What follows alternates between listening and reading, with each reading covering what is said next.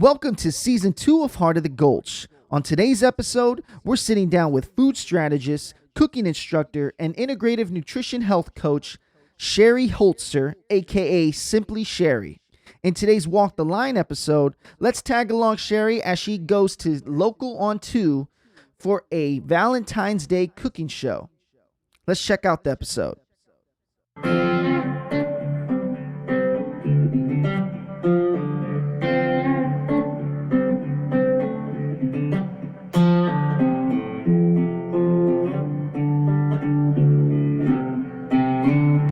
We are in the Heart of the Gulch. My name is Tony Mendoza, and today we have someone that, man, we were talking off air for a good long time, but it's amazing because we're getting to learn one another really quick and really fast. So this person is an amazing mother. She is an amazing, not only cook, but she wants you to be healthy. That is a point, not only healthy from what you eat, but mentally, spiritually, all these different things. I am simply Sherri, and then Miss Sherri Holzer in the building. What's going on? Thank you. So happy to be here. Yes, and I'm glad I didn't ruin that intro this time. I've been doing a terrible job this season, but it's you did good. Oh. No, you're good. So we were talking a little behind the scenes before everyone got on camera, and they can see us now. Right. So let's talk about starting life in Northern California, and then you moved here a year and a half ago in Nashville. But talk to me about Northern California. What do you miss it at all? Well, I was born in San Francisco, and I spent a lot of my youth and graduate high school in a small town called Petaluma, California. And there's so much about it that I do miss. It's changed completely. But if you can imagine this, when I was young and I lived there, my house, I have a sister, by the way, who's 13 months younger than I am, and the two of us, our house, and across the street was the dairy farm. So we would go outside with a fly swatter, and for fun, we would just be swatting those flies on the garage. So it was a very, very different kind of a life. We would go out to the farm and get our our eggs from our chickens. Yeah. And, everybody knew each other. So that whole small town vibe was very lovely. Oh, well, one thing I'm noticing from doing all these amazing interviews is that so many people are from the California area that relocated to Nashville. Yeah. And it just seems there's so many different variations of California. And I mean, it's one of the biggest states. Is it the biggest state? I think it is the biggest state in the country outside of Texas and Alaska. I think it's Alaska, California, Texas. So you guys have you originally had so much different variations from the sea to the mountains to farmland to. Absolutely. It could be it. Well, Californians for a long time wanted to make it into two states, split them in half, because Northern California and Southern California are so different. Totally different. And you know what? To the people that are watching this right now, I think Northern California, in my opinion, is prettier than Southern California because you have that changing elevation. You have the amazing trees. You have just that whole vibe of just, you get the best of both worlds. But I've driven down Highway 1, so I got to see it. So it's amazing. Beautiful. I agree with you to a point, but I also may disagree just a little bit because I also spent an exact half amount of my life in Southern California. Okay, so I lived there also. There's so much beauty there as well. Where I lived, I could go 12 minutes over Las Virgenes Canyon be in Malibu. And then I would go to my girlfriend's house an hour and a half another direction up to Lake Arrowhead. I would go 4-hour drive and be in Mammoth where there's snow and the mountains and the beauty, Big Bear Lake. Then you can go down to San Diego and you're right by the border with Mexico. So there's a lot of variety and interest as well in Southern California that I think they don't get as much credit for. Well, we got to talk about the food. Oh. Now, this is the thing I learned is that over there, so you said originally nearby the Napa region, right? Originally, right? Yeah. And so my girlfriend's actually from not too far from there either. Right. And one thing we always do is we eat the fruit that is there. And can you tell me some of your favorite kind of meals or just fruits that you can eat from that area of the United States.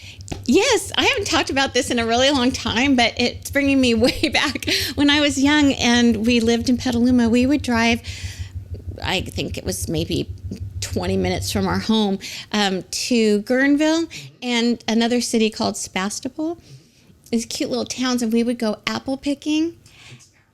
Gravenstein apples actually were there, and then we would, let's see, the apple picking, and goodness, I'm drawing a blank. Well, you also, I think, is it also strawberries? Is it? I'm trying to forget. I cannot remember because I'm not originally from there. So if you talk to me about Texas, right, yeah. I can tell you about all the things we got, which is a lot of pecans and nuts kind of thing. But over there in California, there's so much great food. Yeah. Well, even when you drive from where you mentioned that your girlfriend's from, if you drive down through Central California into Southern California, and I've done it many a time, you just see off the side of the road, the avocados are amazing. I mean, this isn't fruit, but Gilroy, the garlic, fabulous. And then also, as you get these farms, I've pulled over and gotten the most, oh my goodness, in Fresno, the most amazing persimmons. Persimmons? Yes. Never had a persimmon. When it's persimmon this I thought that was the oddest looking little orange thing with this little root on the top. I just didn't know what the heck it was. I'd never had one. Sounds bizarre, but someone told me about them, and I thought, well, in my land of what I do and cooking and trying to have, be more open to different healthy foods, give it a shot. Whoa! And it just changed your outlook on this fruit, huh? The persimmon salad that I make. Ooh. I'm going to give you a persimmon cookie. Yeah, please. Yeah, so that sounds amazing.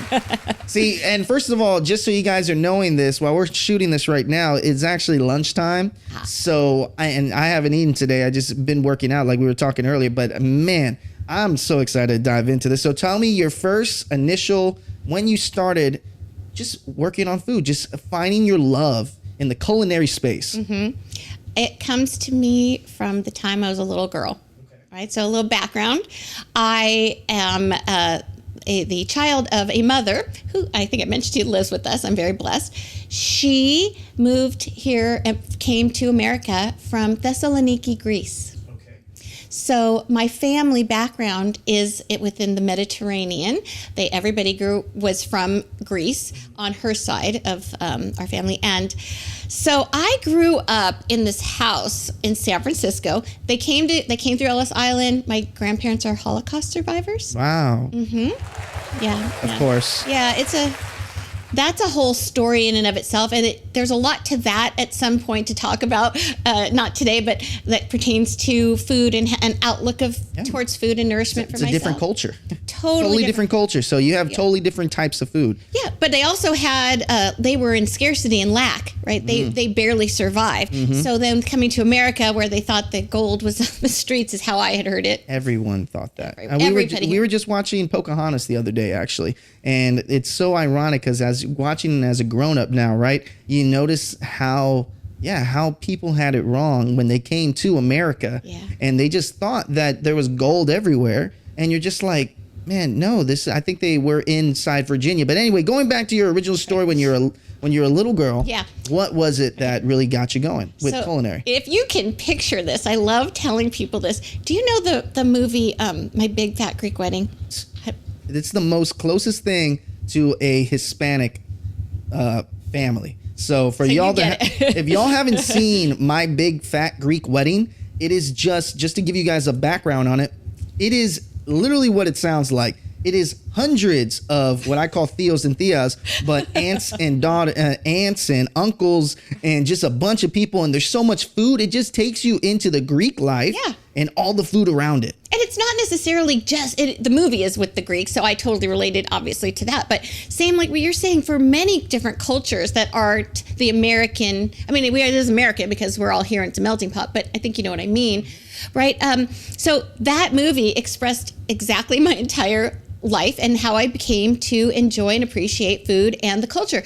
So in my house, it was exactly like what you saw. We had, oh my goodness. Okay.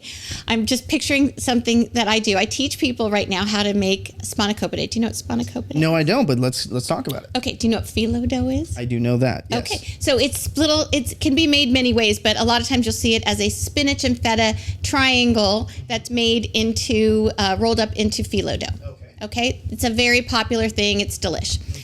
Anyway, when I teach people how to make that in classes, I do it a very simple way. But I always say, come on a ride with me and picture this. So here I am, a little girl, maybe like 4 or 5 years old, in this house in San Francisco. And in the kitchen is my grandmother and her aunt. I'm sorry, her sister, my great aunt, who was also one of the 4 people who survived the Holocaust. Got it. And my mom. And we're in the kitchen making spanakopita. And my grandfather was a painter. So while these were clean, we had buckets. If you've ever been to a painter's home, big white buckets. They were filled in the kitchen. Oh my gosh. With butter and olive oil. And across the kitchen, rolling this thin phyllo dough and just garlic everywhere. The Greeks also believe that garlic is not just good for your health, but they had it over the archways. Well, I mean, they're to keep the evil spirits away. Yeah, and that kind of what we were talking about today. So taking it outside of food, but evil spirits and just like, I guess it's just your cultures. All cultures, just like with food, who have different types of food and ingredients and recipes, they also have those superstitions. So being Hispanic, I have a superstition where if it's working, don't change it up, right? And I've only shown this on one other episode, but we were talking about it. I wear Birkenstocks every single time. This is not my daily wear. I don't wear Birkenstocks all the time, but every conversation I have with people, I feel comfortable, and I'm saying if it ain't broke, don't fix it, right? So 100%. Absolutely, when it comes to the olive oil story, yeah, it's a superstition, but it comes from that culture. Yeah, it does. And I also want you to imagine for a second going back to the, it's a little out of the food thing, but back to the movie. So my grandfather, so in the movie, you know how the dad always does Windex? Windex, right? Yes, Windex. So guess what guess what my grandfather did? He believed that Old Spice was the cure-all for everything. So that lovely, well, not that Windex scent is any better, but Old Spice. He had his elbow in a bowl of Old Spice. You get a little cut on the sidewalk Old Spice. Old Spice. Oh, put Old Spice. It was hilarious. Ours was Vicks. Vicks, yes. If I was ever sick, my mom would just give me Vicks, and I would just put it wherever it was. At least it smelled better than Windex. Or garlic. That's just, it's great, but that's no. So I learned how to cook in that kitchen, and I had a passion for it because also, just like in the movie, that whole, like all the family, the house was kind of nuts. Lots of people in it, always. And we, no matter what, wake up in the morning. I still do this to this day. Music went on. Of course, the family had back then a big giant cabinet with the record player in it. And we would put the music on.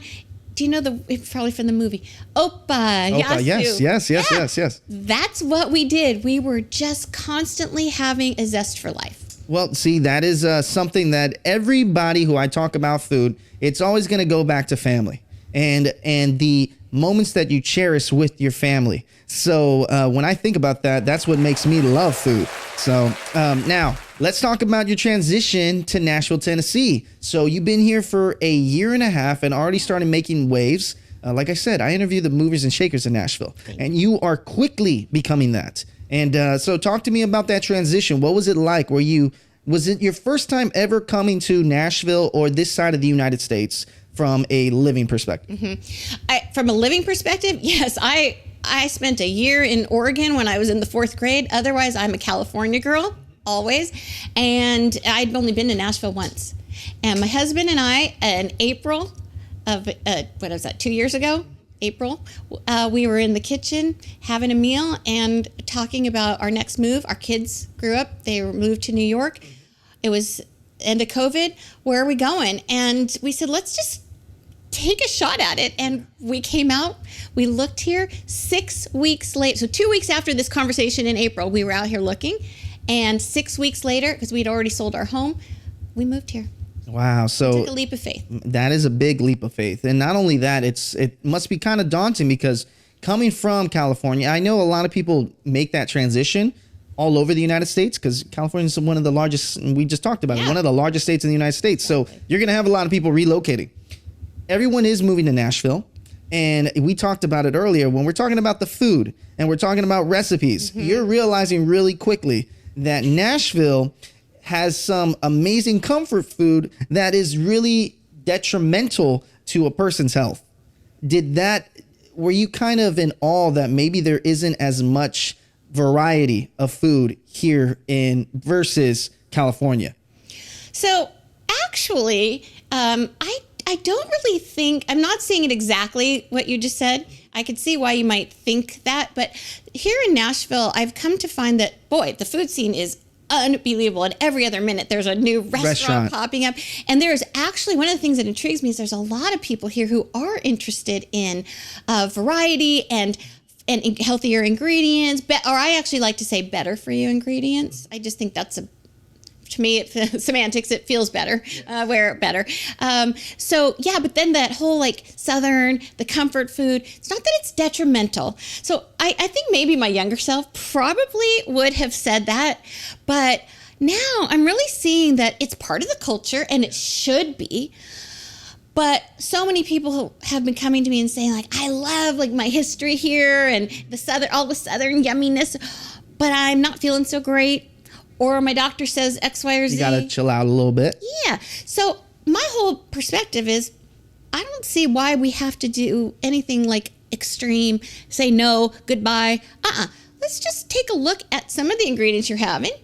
Maybe what you're making in that, maybe the meat and three, for example. Yeah. Yeah. Maybe now you start learning from me that the meat you're choosing on a more regular basis is grass-fed, pasture-raised from the lovely, we have so many beautiful farmers around here. Yes, we do. And I love supporting that. And nutritionally, there's so much evidence that shows the significant nutrition uptake. It's huge how much higher it is than factory farmed. Okay, so let's go to what is your favorite Southern cuisine now that you live in the South? Oh, boy, that's a good question. My favorite Southern cuisine. Okay, I went to a restaurant on 12 South last year with a new friend, with my husband and her husband, and the waiter overheard me mentioning when I was looking at the menu. I guess I said it a little too loud that I'd never had grits before. Ooh, wow. I'd never had them. I clearly have heard of them, shrimp and grits, that Southern thing, but I'd never had them. And he came over with this big plate, which I thought was very sweet, and said, if you've never had any, lady, you got to try ours. Oh my gosh. It was just different, huh? It was so cheesy and buttery and something I'd never had before. Well, you know what? That's not even that's new to me too. When I moved here to Nashville 3 years ago, I never had grits. I'm not the biggest fan of the texture of grits, but I can say that one thing I'm learning about Nashville is we have the best brunch, I think, in America. So, but that's my opinion. I don't know. Do you agree with that opinion? Well, my kids live in New York. Okay. Well, that doesn't count. There's so much. I was going to say they're at brunch every weekend, that's Saturday and Sunday. Yeah. But when they come out here, which is a lot, in a year and a half, my kids have been here 8 times because they love Nashville. Cool area, yeah. It is cool. They also love having brunch here. And I had some friends out recently that went to Henrietta Red yes, for brunch, and they thought it was fantastic. And that is, so going back to kind of how you like to create your own recipes, create your own, because what we're talking about is that you're your own brand. Yeah. And within your own brand, what is the area of cuisine that you enjoy working with? What is something that you love to promote? Because you also said that you have a certification too, right? So tell everyone the certification you got. So my certification is as an integrative nutrition health coach. Yeah. That's a mouthful. It is a mouthful. I wasn't even going to try to say that. It's a mouthful. And what that means is that I'm certified to work, it's a more of a holistic approach to working with people's health and wellness. And that doesn't necessarily only mean the food that you eat, because really our wellness mostly is about something you and I talked about before, which is our mindset and how we think. Yes. And then it's also about the foods that you take in, because I always say this, you can eat as much kale as you possibly want, but if you're coming to work, you're clearly not coming to a place you don't like. This is awesome here. Or, going home and it's not great, or you don't feel good. What's the point, right? So it has to be a holistic approach. But it's the Mediterranean lifestyle, going back to what you asked about how the way that I cook, the way I teach. Mediterranean diet, and I do that because there is a diet, but people think diet is... What happens when I say to you diet? So when I think of when you say diet, the first thing I think is kind of restricting. Yeah. And the thing I think about is it's usually associated, doing a diet, with something that you did too much of. So you ate too much this weekend. I'm going to take a diet this week. So that's what I think of when you say diet. Now, how do you approach the term diet? Just like that's like a stab in my heart, because it's become part of a life's mission of mine to help other people, not the majority are women, but also men, to see like that is just so sad. Diet, a diet, the American diet, the wherever diet is food, nutrition. It's what you put in your body. The only reason it has any negative connotation, like you just said, is all because of marketing. Garfield. That's what it was. It was Garfield. Garfield always ate. I'm sorry. I don't know this. Tell me. I love Garfield. When I was growing up, everything that is associated diet to me had to do with Garfield, and Garfield could never eat as much as that cat wanted to eat. So to go back to what you're saying is, you're absolutely right. I think that notion of everyone thinking that diet has to be a subtraction, but you're absolutely right. It has to do with nutrition and how you're able to supplement the bad and the good. Am I getting that right? Close. Okay. So, and forgive me if I don't. Talk to me. All right. So another thing that I think is super important that I'm trying to help the community, and now that I'm here in Nashville, it's very different than Los Angeles. We've got the beach and Hollywood and all that. So it's different. But here in particular, I want more people to stop seeing things as bad and good. Because how does it make you feel? Like it brings on such feelings that are, it's not something that makes our body go, oh yay. It's tension and ugh. So what about the idea that it's not about restriction and not about what we can have, but how about we just start thinking more about what am I adding? And the Mediterranean lifestyle is all about what I'm adding to it.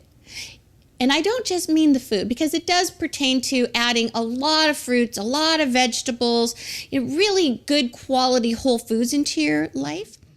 But when you add all those things in, first of all, you end up crowding out. That's another term I like. Crowding out. Crowding out. Okay. Crowding out. Because let's just give an example. You took your plate for lunch. You're hungry. Our guy here's hungry. Yep. You're going to go out. What if your plate was filled halfway with I don't know what veggies and stuff you like, but a salad, and it has broccoli and tomatoes and green beans and whatever, all high fiber things, half of it. Then you have a nice little portion of some type of a protein, plant-based or animal, high quality, a good fat on there, avocado, some oils, something like that, and a nice whole grain or non-starchy carb. Okay, if half your plate's filled up and you eat all that other stuff, by the time that fiber hits your body and you are filled up with all of it, most of the time it leaves very little room for things that don't serve you as well. Not things that are bad, but things that don't serve you as well. So crowd it out. My goodness, I can't believe. So that is such a different perspective from what I could ever associate it with. So I love that you're able to kind of deep dive into that. When it comes to the diet, so you said Mediterranean diet. Is that something that a lot of people focus on, or is that just something that hasn't taken off, but you're focusing on it 110%? Because it's very different from what I hear every other different kind, right? So talk to me about that diet specifically? So actually, the Mediterranean diet lifestyle, if you don't mind, I'm going to call it the lifestyle. The Let's go Mediterranean lifestyle. One thing, if you don't mind, I want to jump back on one other thing, which was I really would love for you to see if when I said that there's the whole crowding out and adding all that stuff, but also the biggest part of the Mediterranean lifestyle, if you picture the pyramid, the base of it, the chunk, the thing that holds us all together. Foundation. The foundation. The foundation is movement, not the heavy lifting, also the conversation we had earlier, but moving around. And then my favorite part of all, which is having meals with others, community. That is the thing that is the foundation of this type of lifestyle, because so many things, from how the quantity of foods that you may consume while you're with others, the quality of those foods, the mindfulness, the feelings you get, all of that is encompassed in a healthy way based on doing that, just being with other people and eating together. But that's the lifestyle, though. It's a lifestyle, and the people. So the people. Have you ever heard of the blue zones? Yes. Are you talking about where you're just going too far or doing too much? No. So the blue zones are areas that have been studied all by sociologists across the world. And there are several areas where they have found the people who live the longest. I mean, these are people who are healthy. And this is called the blue zone. Yeah, they're healthy. And the Mediterranean, the countries around the Mediterranean happen to fall into that category. And those people who follow it, they live longer, but that diet or lifestyle has been followed the most. It has been studied back in the day. We didn't talk about this, but before I got into all of this, when I graduated college, I sold pharmaceuticals. Okay? I could see you being successful in that very easily. So I enjoyed it very much. But the part I enjoyed the most was learning about how the body works, and I totally have an appreciation for Western medicine. But what I did see was that it was missing the part about the actual nutrition and how to feed ourselves in a more health positive way, nutritionally speaking. So. Oh my goodness, I forgot. Well, we were just talking about how it's a lifestyle, and the blue zone is basically those areas in the world that just happens to be a little bit more longer lasting for someone to live and having that, right? Am I getting that right? With less illness. And the studies. So what I would say with linking this back to my pharmaceutical days was that the studies that are published in the New England Journal of Medicine, and many others over long-term 20-year out, 30-year out studies, all showed that the peoples who followed the Mediterranean diet lifestyle had lived longer, had fewer incidences of cancers, of cognitive decline, numerous, and lived happier lifestyles. And that is what you're trying to bring to this amazing city of Nashville, Tennessee. Because, I think about my heritage, and I think about growing up in San Antonio, Texas. San Antonio, Texas is not the healthiest city in the United States. There's a lot of fast food joints. There's a lot. I mean, let's put it this way. My dad just eats too much Mexican food. And the thing is, it's a comfort food for that area, right? And I think one thing that I'm learning about Nashville, and you're doing a great job to really saying how different there are, how many different variations of eating there are here. Yeah. And so many different types. If you want to eat a certain, what's your favorite restaurant here in Nashville? Lyra. Explain to that. Oh my gosh, it's in East Nashville. Okay. Oh heaven. It's a Middle Eastern restaurant. So it goes along with my vibe, but the chef is incredible. There are always things that are new to the menu when I come, and it's generally speaking farm to table type of things, local, grow, and they'll explain that as well, like they came from whomever or whatever, using healthy oils like olive oil, avocado oil, coconut oil, that kind of thing. Well, so here's a random question. When you go to these amazing restaurants, right? Also being, working on recipes, working on your own brand, right? Yeah. Do you ever want to talk to the chef every time? Do you try to do that? So I always try to send a compliment for sure. Okay. To the chef. Yes. But I also, if I'm there on a busy night, I don't want to invade their space. I have a lot of respect for that world. Although I'm not a trained chef, by the way. I learned in that kitchen with my grandma and my mom. Well, I just meant by there's just so many amazing chefs in this town, and it's becoming. I think Sean Brock is probably the number one most recognizable in Nashville. Is there any other chefs in this city that you may just want to shout out that you love the most? Oh, that's a good question. You only been here a year and a half. Yeah. So, okay. So still gaining that knowledge. Yes. Absolutely. I love that. Well, we were talking right before we took this little break, and I'm excited to see where you would like to have your brand in the future. Kind of go about talking about this balance that we were talking about just a second ago. Same kind of idea. Yeah. We were just talking about how I think it's really important to have balance. And you asked about Southern, the Southern food. And I'm talking about knowing ingredients but still enjoying, because you have to, this is where we all live. And it's really cool here in the South, I think. I'm so happy to be here. Yeah, absolutely. I love Nashville. Best move. I like, so blessed. Anyway, what I'm thinking a lot about lately is how I could be the voice, the personality out there to take the restaurants, whether it be something to sit down or take out, whatever it is, that's a Nashville favorite. And how can we help our community see that we can enjoy that food? Because maybe you're not going to go to the restaurant and ask them, you might, but is there food, is the meat grass fed, Yes. is it made with enriched wheat flour and whatever, you know what I'm saying? Very specific items. You're not going to do that. Yes. Right. So you want to enjoy it, and you shouldn't not enjoy it. So I'd like to be able to have a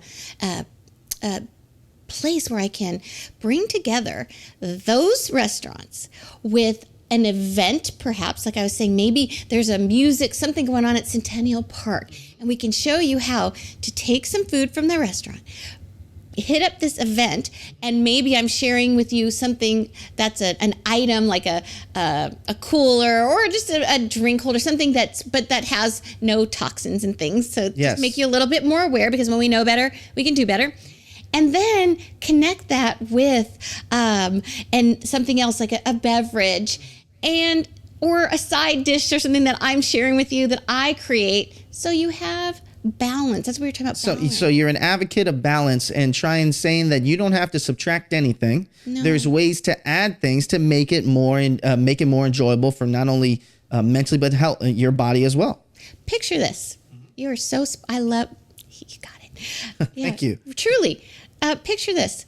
Picture you are, we're going on one of these, I'm showing you one of these events that I think is going to be a great thing that's happening. We've got one of your favorite bands is playing over at Centennial Park. Great. Okay. And we are highlighting Nikki's Coal Fire. Right by us over in the Nations. Got it. Right? Absolutely. Love them. Love their food. Great people. Yet to eat there, but yes, I get what you're saying. Do not let that subtract from what you're saying. Okay. Keep going. So All right. Nikki Coal Fire. Right. So the pizza's great, right? But a lot of times people are thinking the way you say, like, pizza is on my bad day or my cheat day or whatever. I don't look at it that way. I really don't. But let's say then you're going to be getting some pizza from them to enjoy. But if you are bringing along, maybe in a little ice cooler thing that I've helped you find, let's say a beautiful kale, because I make this kale avocado salad that is so, if you don't like kale, you will love it. And it's going to fill you up with a lot of fiber. So you have that while you're going to listen to your music. So it's working for you inside your stomach. Not only that, but maybe you're filling up. You don't need 10 pieces of pizza, right? Maybe now you're crowding out the other. You're enjoying. You're having 2-3 slices, but you're not having a whole one, only because you can sometimes, but only because on a regular basis, it doesn't serve you quite as well. Going back to what we originally said, that if you eat a certain type of food, and you feel a little bogged down, it's because exactly what you said. It's because you don't have that balance, that nutrition that helps your body not feel so bogged down. I totally understand. That was a great example of what you're planning to do. Now, what you currently are doing is a lot of videos. I've seen a lot of videos. I think you have that personality. It really jumps off the screen. It does. It really does. And I love that. Where are you filming? So on these YouTube videos I've watched, where are you filming actually doing and preparing these recipes? So that house over near you in the Nations, there you go, in my kitchen. Yeah, so That's where it's happening, unless I'm at, so lucky to be with the great folks at Today in Nashville. Yeah, and shout out to them. And Local on 2. Yes, Local on 2. Those guys are amazing. They blew up within 5 months. Yeah. You know, I was so lucky. I had the hosts over for dinner a couple weeks ago. Which one? I had Larissa and Laura. Both of them. Yes, nice. over. Lauren, the producer, had to take care of her new puppy, Rook, so she couldn't come. But I made them a whole Greek meal. And we had just the time of our lives there. And the people at Today in Nashville, cooking with Carol, I mean, they're so nice. You show up there and everybody is just, come on in, they're welcoming. Yes. I can't get over it. It's so what we're talking about are some local TV shows here in Nashville, and they are doing a kick-ass job all throughout. And it's two different TV stations. Totally, and they operate totally and different. They operate in the same capacity, but you're able to jump on and you're able to spread that exact message that you're trying to spread, a balance. Yeah, and having fun. Yes, having fun in the kitchen. If you said that you saw my my website and my videos, you'll see that I really want people to see cooking as self-care.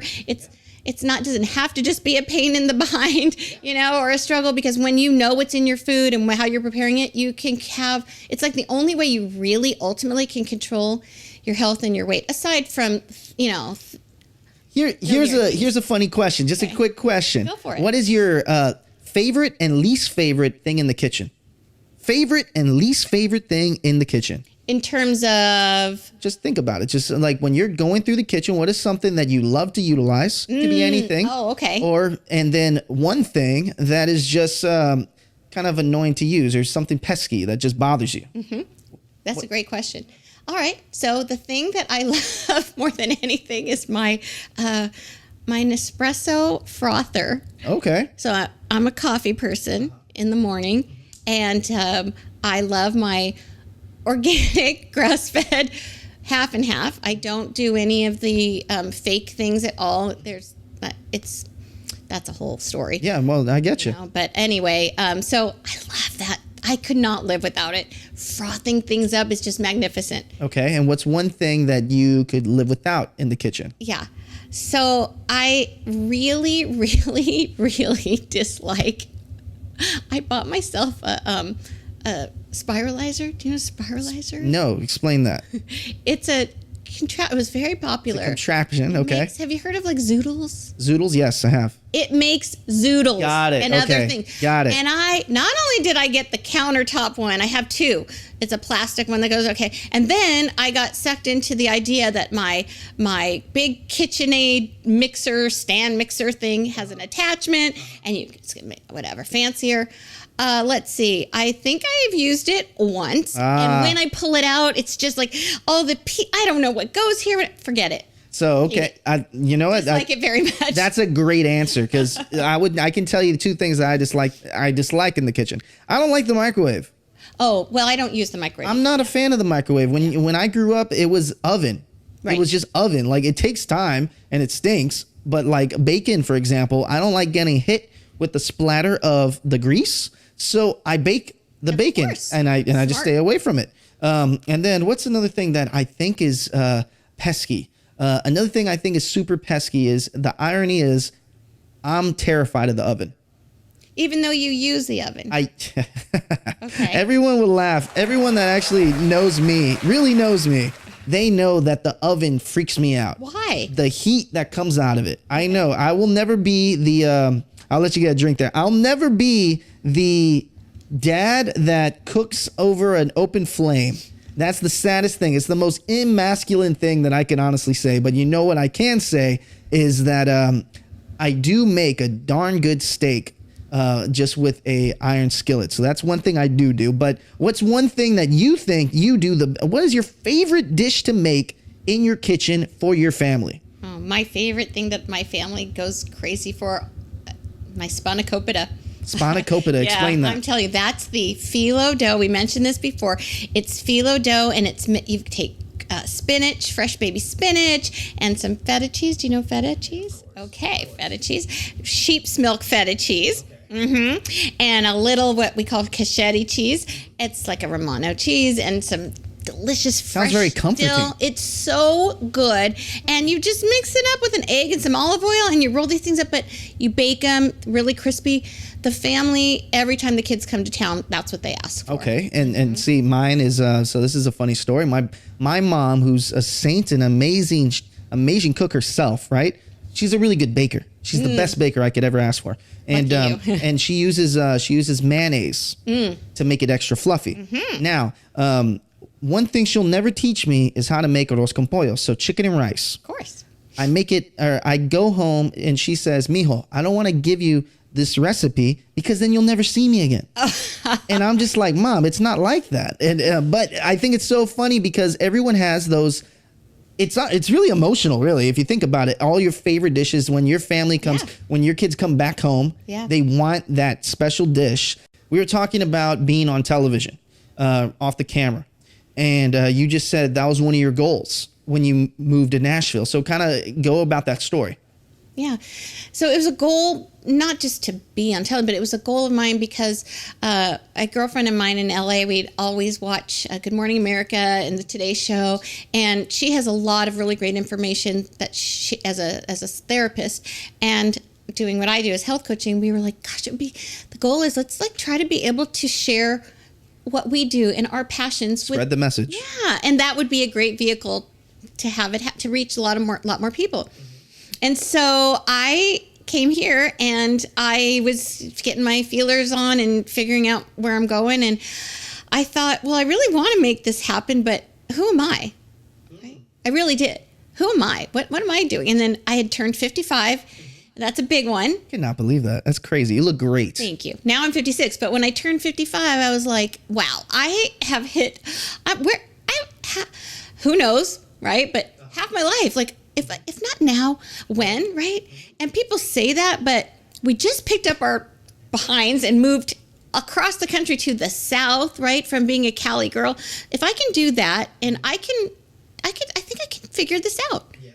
So, I made a list of places that I was interested in trying to speak with, and we were at my husband and I were at the Pride Festival. Okay.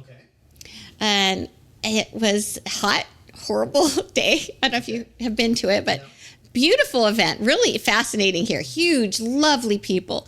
And WSMV had their sign up, and they were, oh gosh. Well, it doesn't matter. Just keep going with the story. Keep going with the story. It may not be WSMV. Okay. Well, it was just it was the TV truck. So sorry. You're yes. good. The TV tent was there, and they were doing this little thing where they were spinning a wheel, and you come in line. My husband said, let's just go wait in line. I said, cool, okay, we'll go. And when he got up to the front, they said to him, oh, what do you want to win? And he said, I want a coochie. I don't even know what a coochie is, but he spun the wheel, and it landed on the coochie. And then the gals that were standing there looked over at me, and with that look, and I said, oh, well, ask me what I would like. And they said, okay, what would you like? And I said, I couldn't believe I did this, but I would really like an opportunity to meet with your lifestyle producer to pitch them a segment. And they looked at each other and they called me behind the tent. Wow. And we had a lovely conversation, the nicest people. And they gave me information and told me who to call. And Monday, that was on a Saturday. Monday, I was having a conversation, and 2 weeks later, I was on the show. Dude, that is amazing. So you kind of, in a way, you put it out. We were talking about this earlier. You put it out, the energy out in the world, and it responded. And that's amazing. I think that is, I could give you another applause there. But so I did the same thing with the show. With the show, I had a list. I had Daddy's Dogs was number one guy I wanted on the show. Yeah. And then right behind that, it was the Jackalope Brewery was number 2. And then, you know, peg leg pork was number 3. Huge. And I just put that energy out there. I manifest it, and it turned into existence. So I completely applaud you for having taking the risk of looking silly. Yeah. And for them to see your personality shine, you're able to get on these programs. And like I said, they can see these videos that are on the website, these websites of these programs. What were the name of the 2 stations, if you know? Yeah, so so it's WKRN and WSMV, and I am booked twice a month regularly. I'm so honored. That's amazing. And you know, honestly, what we do here at the Heart of the Gulch is we have our day in the life segment, the Walk the Line. And Walk the Line is basically me following you, seeing you do your thing. It could be anything you want to do. It could be from just I can make you one of those videos that you have at the house. Mm-hmm. You're basically my neighbor. Yeah. And then also I could even go to one of these booked appointments that you have. I think it's going to be amazing. But let's talk about the bag. What do you got in the bag? Okay, sir. So ingredients, as we were saying, you just don't realize how it can affect you. And you think because things say organic, healthy, my all-time favorite, which is natural, or cage-free, like eggs or what, like that's just so silly. Think it's healthy, but it just is not. So you go ahead and grab something out. So I don't know anything that's in this bag. I told her to keep it a secret, and I'm excited to see what's in it because this is going to be it could be a substitute for maybe not to have in the house. Maybe it could be something that you may want to add something else. Let's see what you got. Okay. So this was in our friend here's refrigerator. Yes, that's in, that is one so check it out. Put it right up to this camera right here. That is one item that I have on the, that I give to guests if they want sparkling water. Because I'm too cheap to buy Topo Chico. Well, I was saying earlier that if I had stock in how much, I bought these over the years like crazy, just because I always say when you know better, you do better. And I had no idea. I thought this was awesome for me. Naturally essenced. I don't even know what that means. Essence. Well, essence would be an essence of something is like an oil, like a lemon oil, something's the flavor of something that they add to it. Okay. Natural, right? So it's natural. Gotta be good for you. But the thing is it doesn't really have actual lemon essence. Nobody took a lemon and squeezed it in there. It has something called natural flavors, and natural flavors drive me bananas. Because the amount of products that say natural flavors in it's ridiculous. And I think that's also a brand of Coca-Cola. And brand of Coca-Cola is just like the Dasani water. You don't ever want to drink a Dasani water because they add, I believe, salt in a Dasani water. Yes. And even these guys that I drink right now that you're not paying me for a sponsorship. That's why I take these off. Just in this water as well. Who knows what's in it? So let's keep going. Let's keep going. What else you got? I would love for you to pick up the thing that's right next to you, though. Okay. Can you put that in front of the camera? So what I got is a Whole Foods 365 balsamic vinaigrette. Yeah, but what does it say in the front? It doesn't just say balsamic vinaigrette. What's that key word that made you say, this is going to be good for me? UDS. It doesn't say organic?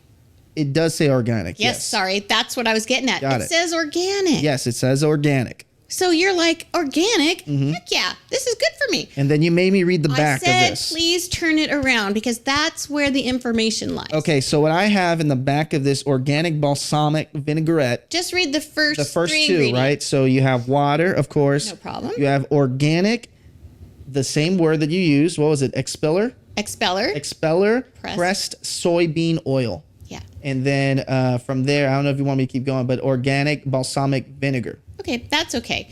All right, but it's the soybean oil we were talking about. So when products have soybean oil and first of all, the first 3 ingredients in anything, it's got to be water. Well, no, but if the first 3 ingredients are an inflammatory oil, an enriched wheat flour, or a sugar, I say you ought to rethink that. Okay, and the thing about soybean oil, it is highly inflammatory, and the way that they expeller press is one thing, but most oils that are vegetable oils they use high heat, and they use a product called hexane. That's how they do the high heat to extrapolate it, and it changes the way that oil is in your body and how it's absorbed. It brings out a lot of chemicals. It's just so not good for you. Really? Yes, it's just shocking. Listen, here's This is from Whole Foods, though. I know, but here's how you make great balsamic vinegar. Okay, and I have them on my website. You just take a jar, anything that you have, and you put some balsamic vinegar in, some great heart healthy olive oil. Okay, little salt, fresh cracked pepper, and you can add a little Dijon mustard in it to emulsify it. Shake, shake, shake. You can add a little garlic if you want. You are done. I'm wondering, this is just my thought right now, because nothing's ever scripted, right? So we don't script anything here. No.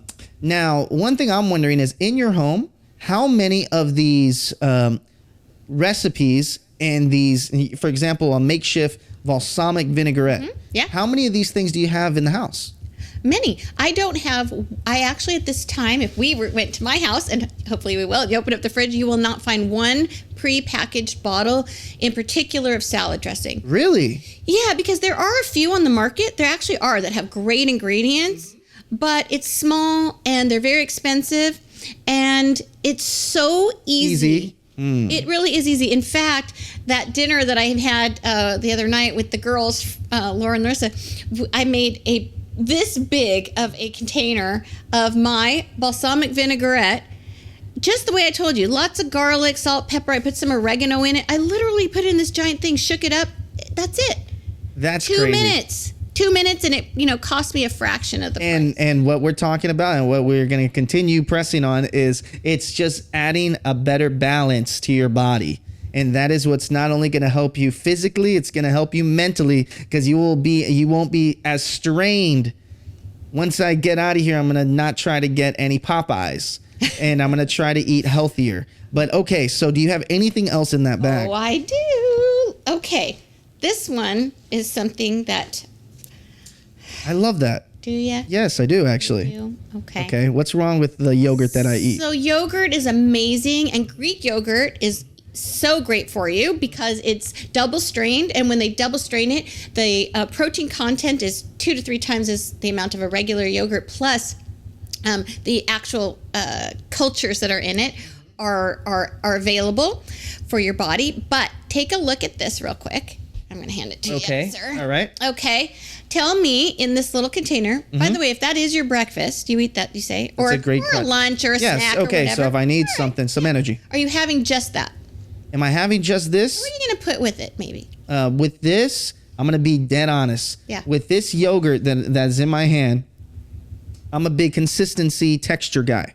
So the moment I have this, I'm going to want something crunchy, You're going to say that? and it's going to be chips. Chips. Correct. That's what I'm going to have with this yogurt. I'm going to feel like I'm getting my nutrition here, and then I'm going to screw it all up with some hot Cheetos.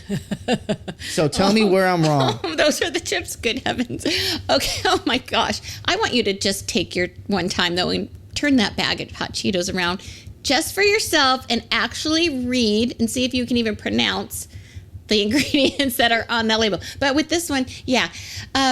Read that and tell me how many grams of sugar are in it, because you're a fitness guy. I'm not a fitness guy. Yeah, you are. You work out in the morning. I've lost a lot of my fitness journey with this show. Okay. So you're talking about the sugar content in this, correct? Yep. So sugar, I got total sugars of 14 grams. 14 grams of sugar. Yes. Many teaspoons Yes. worth of sugar in your yogurt that you are having, that you think is going to give you energy, fuel you well, and then you're adding chips, but you know what a lot of people do? My husband likes to add granola. Okay, that's fair. Speaking of granola, Yeah, same you're thing. adding more sugar. Maybe somebody's also having a glass of orange juice with it in the morning. You're having more sugar. Sounds very much. So why are you doing that? Why don't you just you're actually better off having, I think some of the candy bars have less sugar than this. than if you had that with some granola and a glass of orange juice. Well, the funny thing is, so when we were talking about what would I pair this with, right? I'm not, and I don't know if you are, I'm not a breakfast guy. I am a lunch person. So I'll indulge in a larger lunch and a larger dinner versus I'll have a banana in the morning. Okay. And the thing is, the reason why I said hot Cheetos with this is, if I'm eating this, I'm probably working, right? I'm probably working, eating it on the side here in the studio. So I'm going to have something crunchy that is just going to go quick so I can do it. So that's the reason why I said hot Cheetos with this. Sure. I am not eating this, people. I'm not eating this with hot Cheetos in the morning. I care too much about my teeth. and I have to and your fingers, the color of your fingers. Color of my fingers, and then also having anything in. I don't eat. This is something funny too, and this is a little TMI for the viewers out there, right? What? I love my girlfriend to death, and the thing is, I will not eat Mexican food if I know I have to see her that day. Why? Because it just doesn't cooperate with my body function. Aha. And I think it's so disgusting when you people go out on the, not you personally, but I'm talking about the people that eat burritos and get on airplanes. I don't know what your issue is. I don't appreciate you. You should think about the people that's sitting in the airplane when you eat a burrito before you get on a flight. I'll leave it at that. Yeah. Okay. I'm going to go back though to you and with what I do, which is this is something I hear all the time. So I'm just grabbing it really quickly in between. I only have 2 minutes, 3 minutes, 5 minutes. I'm going to grab, but you put it there, right? So what if you actually put, you're going to the store anyway to get this or that, get the that instead of the this. Yes, absolutely. Right? And have things that are available for yourself that you can enjoy that will fuel your body in a more positive way, because the sugar is really high content. And it really doesn't serve our body. It's very inflammatory. It's the cause of a lot of inflammation. Our illnesses. So much. Okay, I know we don't have a lot of time, but I got to tell you, this is one of the other things that I love doing, is showing this product. That's crazy. So Pam is what I use all the time inside my, if I'm baking anything with the pan, uses Pam. Yeah, of course. Why? Easy cleanup. Easy cleanup, doesn't stick to the pan. That's right. Yeah. So I do a demo with this all the time out with people because I love nonstick oil sprays myself. I even use them on that spanakopita I make instead of bathing it with those vats I told you of oil and butter. Yes. But is that the right way to do it though? Oh, it's my way. Okay, and I think it is my way as well. Not that I use Pam. It's inconvenient. Yeah, I like to spray my foods a lot of the time, but the convenience factor is awesome. So let's break this down because we're ingredients people today, right? Yes. So we're looking here. Oh, no artificial preservatives, flavors, and colors. I am, thank you, Pam, not. Because seriously, if you look at the ingredient list. Okay, so the ingredient list here. Tell me what it says. And I'll do it for these guys right here too. So we have canola oil. Okay, so even if we stop right there, canola oil. Goes back to what you originally said, these oils that they put into these products. Well, yes, canola oil is a whole, that's a whole marketing scam really about it being heart healthy. They did a great job. It's from the rapeseed plant. There's a whole story behind it. But the reason I don't like canola oil is that it is a highly processed product. When it starts out, it's one thing, but it's where it ends up because they use a product, that hexane, and it changes it. So not that, but my other part is the second ingredient on there. Second ingredient is coconut oil. Who doesn't like coconuts and oil? Excellent. I didn't mean the second one. Let's go. I meant the third one is the palm oil. Oh, wow. Okay. Another highly inflammatory oil. What else we got? We got soy lectin. Okay. And what's your last ingredient? Last ingredient is very hard to pronounce. Last ingredient is thiol silicone. Ooh. It's a silicone. It says silicone. And that is the propellant. Do you see propellant on there? Do I see propellant on here? I do. Yes. Okay. Your propellant. So let me ask you this. This is the little demo I do. How would you feel if I was taking your tortilla and you're going to crisp it up in a nice way instead of frying it up? You're going to spray it. Yes. Break it down. You're going to put your canola oil. I don't want you to do that. You're going to put your palm oil. Okay. You're going to put some coconut oil. Okay. Now, please add your propellant. And spray your propellant all over that tortilla. Yeah, it doesn't sound very good to say it like that at all. Right. But how is it magically changing just because it's in that really great marketing, Pam? That's right. So you just need to take a look at the ingredients and make better decisions. And I think that is goes with everything that you're promoting, not only on TV, but also in your website. You're promoting basically that balance and to be a little bit more aware in what you're intaking and what you're purchasing. That's exactly right. And the beauty of it is it's not necessarily like a chef. Like we were talking, it's not a chef where you are creating recipes. Do create recipes, you create recipes and you also show people but more importantly, what you're doing is you're not only creating a recipe, you're giving them, instead of ABC, you're giving them the other letters of the alphabet that they can make a sentence with. That's exactly right. Whoa. That's exactly right. That was crazy that I was able to put love that it, together on the yeah. fly. Let's get down to crowd noise. You ready to go? Yes, sir. Let's do it.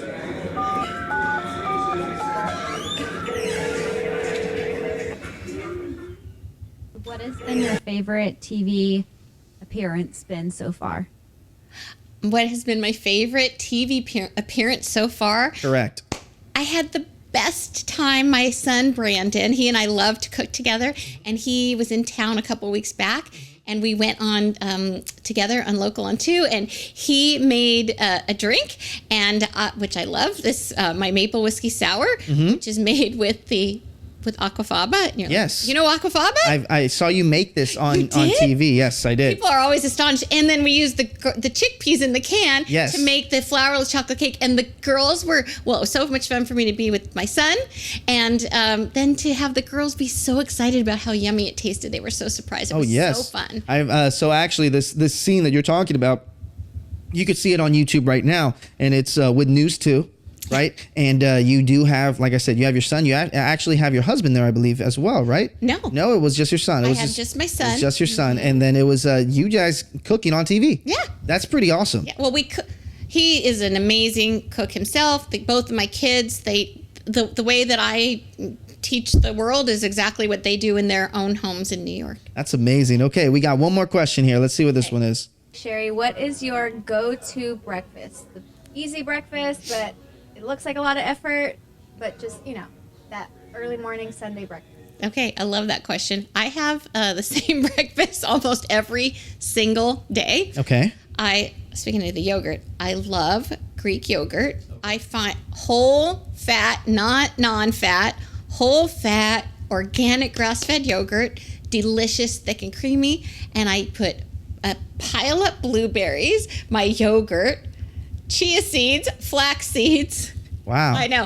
Chia seeds, cinnamon. Well, that's where you're getting your fiber from, right? Just all those The seeds. chia and the flax. The flax really has a lot of things in it that Nutrition. Non-nutrition that helps.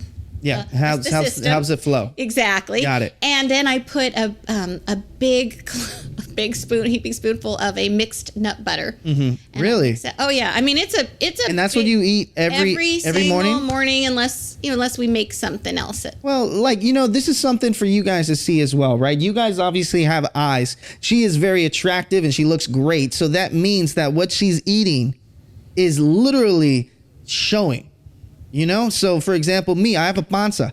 So it really comes down to what you're putting on in your body, and it's going to show in many different ways. Yeah. And would you agree with that statement? Like what you put in is how you're going to look later on in life. So there clearly are genetics that, that's yes, right. Absolutely. And I'm very lucky to have great genetics. However, I will say to you, I'm in agreement. I said, however, but I really am in agreement with what you're saying about what you put in, but it's just not all about just that food. It's also about, when I tell you at my house that music is on, I got ready this morning. It's an experience. I'm blasting my Afternoon Delight. Gosh knows why. That is just the song that I'm listen to over and over and repeat, and my Chris Stapleton, and I blast the music. I woke up in the morning and I'd write my gratitude list. Yes. I make the bed. It's every balancing morning, your lifestyle mentally. all the things, and then I eat. But people don't understand. I get it a lot. They'll think, oh, she doesn't eat. That is, if the people who are around me are always like, how do you eat that much? It's just that I understand that when I fuel myself most of the time, it's with ingredients that I feel good. I feel better about fueling myself with, and I don't do anything ever that's non-fat, low sugar, all of that. They take stuff out, they have to add stuff back in. I just fuel yourself with stuff you love. Got it. And you know what? So wrapping up here, for the people that are watching, obviously we're going to go to Walk the Line segment, but and we're going to tee that up. But my question is this: for the people watching right now, what could they do today in their apartment, in their house? They look into that refrigerator. Mm-hmm. What could they do to start living healthier in all these regards and having that balance? What could they do? My suggestion is, if you're going to open up your refrigerator, I actually think I would change it. I would go right into your pantry. Okay, go into the pantry. Yeah, because most people have lots of snacks and that's where your processed foods tend to be for the most part. And if you just go in there and start turning things around and taking a peek, and if it has, as I said, enriched wheat flours, those are things that you are stripped out, then they add stuff back in. If you don't know if it has a lot of sugar in it, or even sugar, a second ingredient, or these inflammatory oils, I would just try to see if you can make another choice.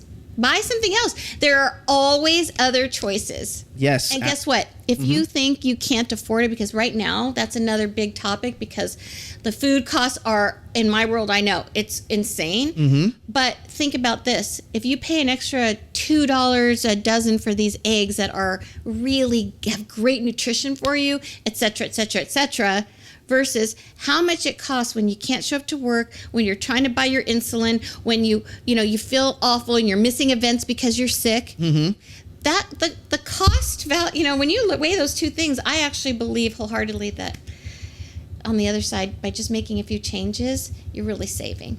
Well, I love that. And I think many people can actually use that advice. So I love that I'm learning so much inside the studio. But now we're going to see what you do. Okay. Maybe it's your studio. Maybe it's that News 2 studio. It's up to you. But the way that we set this off and the way we tee it off is you look directly into that camera right there and just state your name and say, this is how I walk the line. And then we'll transition straight into so people can see you do your thing. You ready, Sherri? Yes, indeed. All right. Well, let's right after the applause, and I'll count you down. 3, 2, 1. I'm Sherri Holzer of Simply Sherri, and this is how I walk the line.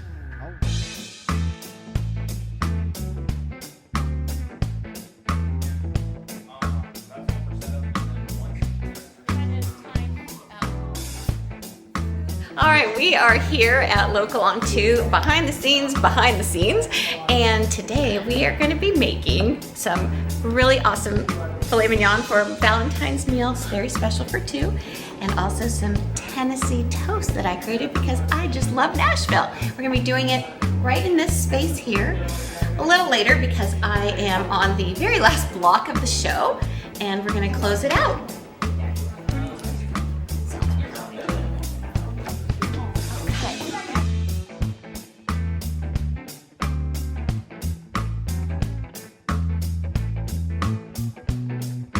Out in that green room is one of the biggest highlights of the day when I get to come on Local on 2. I meet the most incredible people, and I make sure every time I go in, even if I'm a little intimidated, to just walk right over and say, hi, I'm Sherri, and who are you? Because wow, I have met so many fascinating people from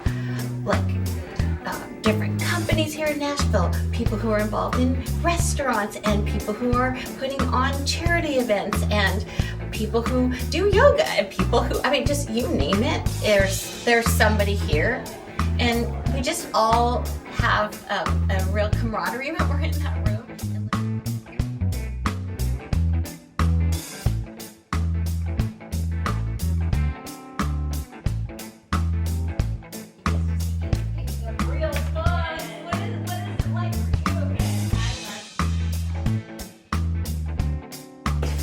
Well, we are now in the kitchen with Simply Sherri. We are so excited. What are you making us? I created Tennessee toast. All right. We're going to make it today. Great. All right, shall we get started? Yes. Okay, so I've got my fillets here. I started it already because, hey, don't worry about it. Okay. We got this covered here. I am going to take a knife. All right. Will you turn this off for me, Marissa? All right. Her website is right there on that lower third. IamSimplySherri.com. Here. She's got recipes like this. She's got recipes, pasta recipes, and it's always healthy and delicious. Yes, of so we course. forgot many herbs inside. And look this at is that. going to melt down and ooze all down. So you have the perfect thing. 2 gets back. Okay. Why don't I just say? There isn't. So can we go straight to Mark?